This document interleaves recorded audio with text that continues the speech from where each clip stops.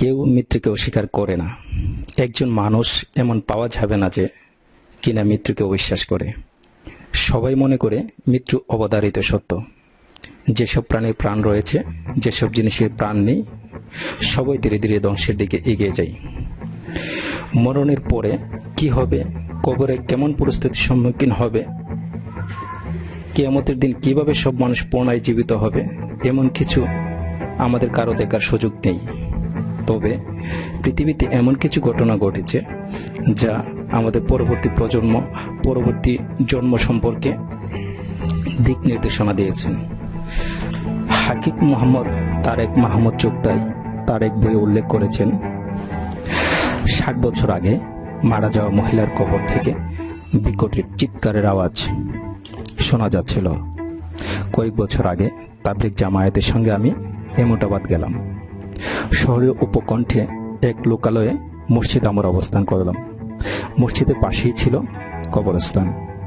কর্মসূচি অনুযায়ী আমরা স্থানীয় লোকদেরকে জড়ো করলাম ইসলামের আলোচনা করার জন্য।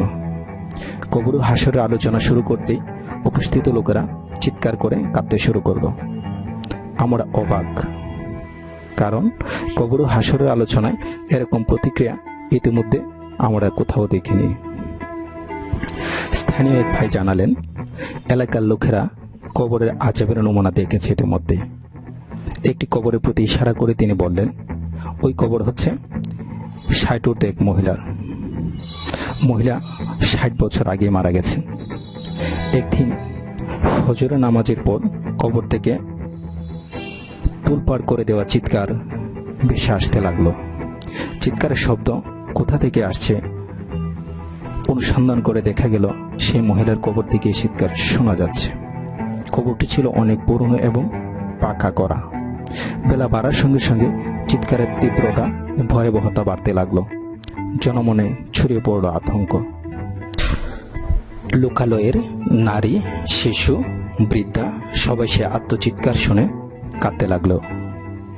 একজন আলেমকে ডাকা হলো। তিনি শুনে বললেন, ওই কবরের ভেতর মহিলাকে শাস্তি দেওয়া হচ্ছে।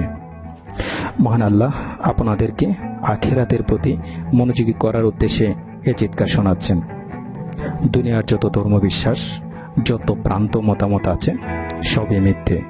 কোরআনে বলা হয়েছে, মহান আল্লাহর নিকট একমাত্র মনোনীত, পছন্দনীয়, গ্রহণযোগ্য ধর্মবিশ্বাস হচ্ছে ইসলাম। মহান আল্লাহ এই মহিলার শাস্তির নমুনা শুনিয়ে আপনাদের বোঝাতে চান যে তোমরা পাঠ করো, লা ইলাহা ইল্লাল্লাহু মুহাম্মাদুর রাসূলুল্লাহ সাল্লাল্লাহু আলাইহি ওয়াসাল্লাম। যদি আপনারা এই কালামার দাবি পূরণ করেন, যদি মহান আল্লাহ এবং তার রাসূলের প্রতি অবিচল বিশ্বাস স্থাপন করেন, যদি প্রতিদিন 5 ওয়াক্ত নামাজ যথার্থভাবে আদায় করেন, তবে এরকম ভয়াবহ শাস্তি থেকে রেহাই পাবেন। মনে রাখবেন, কালামা তাইয়্যিবা লা ইলাহা ইল্লাল্লাহু মুহাম্মাদুর রাসূলুল্লাহ সাল্লাল্লাহু আলাইহি ওয়াসাল্লাম, এই কালেমাই হচ্ছে কবরের শাস্তি থেকে রক্ষা পাওয়ার একমাত্র উপায়। আলেমে দ্বীনের কথা শোনার পর সব মানুষই কালেমা তাইয়্যিবা লা ইলাহা ইল্লাল্লাহু মুহাম্মাদুর রাসূলুল্লাহ সাল্লাল্লাহু আলাইহি ওয়াসাল্লাম পাঠ করলো, জিকির করলো, দুরূদ পাঠ করলো, কোরআন তেলাওয়াত করলো। তারপর চোখের পানিতে বুক ভাসিয়ে সেই মহিলার শাস্তি মাফ করার জন্য মহান আল্লাহর শাহী দরবারে মোনাজাত করল।